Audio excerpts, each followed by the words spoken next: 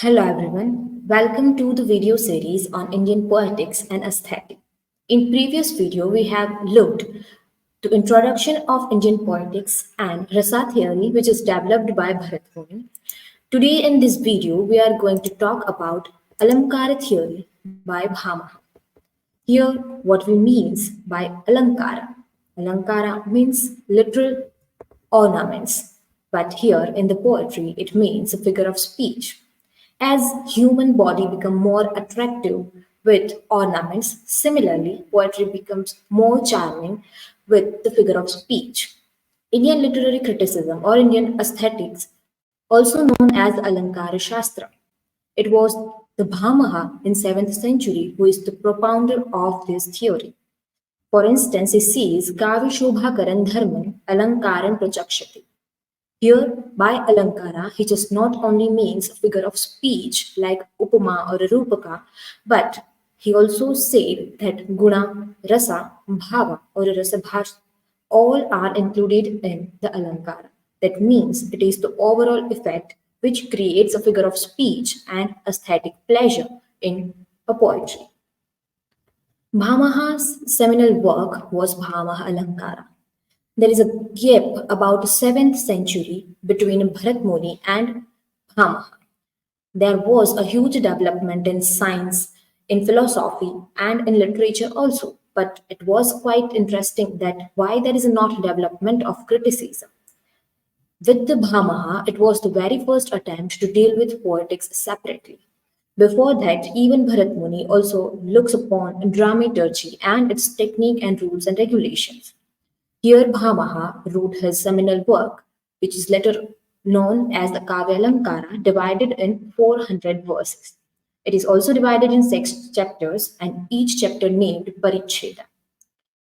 Bhamaha talks about beauty as well as poetic appeal is based on a judicious employment of Almkara.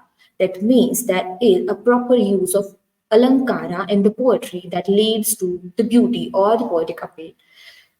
No exaggeration or not so many alankaras that makes poetry beautiful, but it is an appropriate or judicial employment of alankara that makes poetry beautiful. For instance, going further, he said that if there is a lack of alankara in poetry, that means the poetry is inferior of a quality. He said that poetry's body is divided into two parts, sound and sense. Figure of speech, like Almkara, he divided in two parts, Shabda Almkara and Artha Almkara. Indian rhetoricians qualified poet on a three terms. First, it is a pratibha. That means poets are inborn, they have inborn creative genius. Second, pratibha, second qualification of the poet is nipunita, that means acquired knowledge. And third is abhyasa, that means acquired knowledge or proficiency gained by the practicing the art of composition under learned masters. And Alamkari believed that pratibha is inborn, and that is why if a poet wants to use alankara in the poetry, that is the pratibha quality of the poet that works there. They also advocates that richness and diversity of Almkara in poetry is the basic need for making poetry more appealing to the spectators. Almkara, as we talked earlier, that it is divided in Artha Almkara and Shabda Almkara.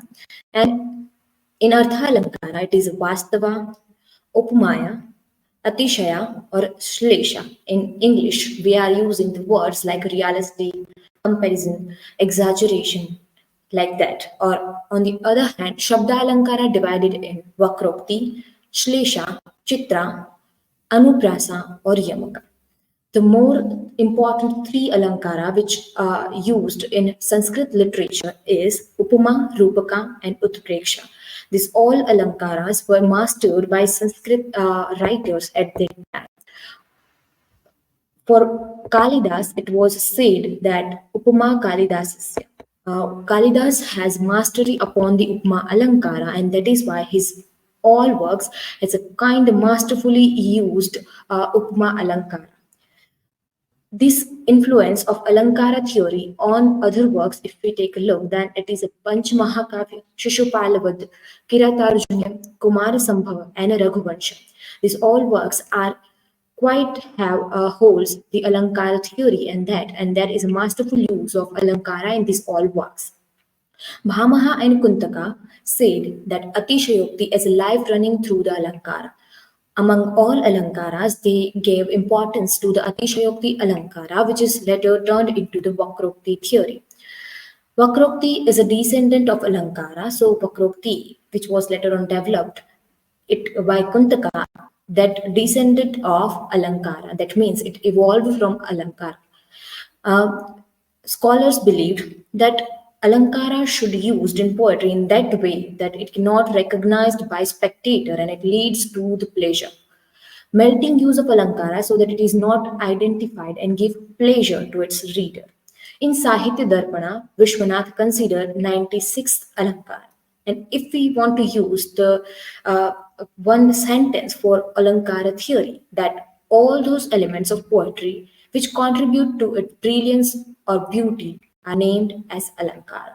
As we first talked about that Alankara not just only talks about just use of figure of speech, but it also talks about how the guna, bhava, rasa, bhasa, and all the structures are combiningly used in the poetry. So this is the theory of Almkara. In later part, we are going to look upon Riti theory.